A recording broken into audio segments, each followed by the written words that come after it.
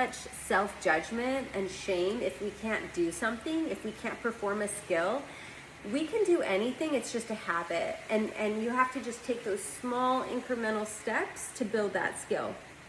And I am the first to admit that, you know, these states, I learned how to embody these states, and I still have to practice, okay? Gratitude, there was a point in my life where gratitude was out of reach.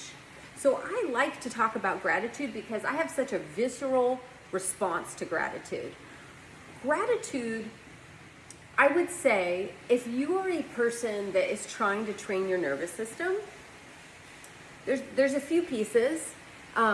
You mentioned the breath, and I would say everybody should start with the breath, because the breath is the quickest way to create a chemical change in our body and to really affect our consciousness, right? And also, if you can relax the body, your nervous system is going to store that emotional state quicker, okay? So if you use the breath, diaphragmatic breath is what I like to recommend.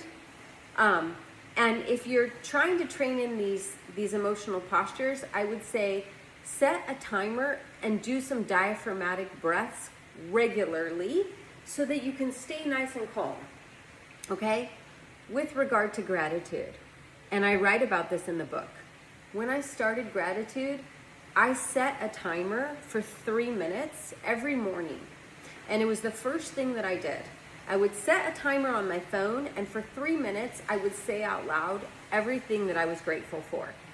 Now, this sounds easy, right? As I say this sounds easy.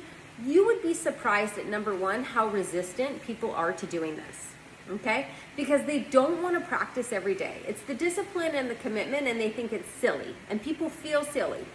You know what? If we want to make a meaningful change, we're going to have to do things differently in our life.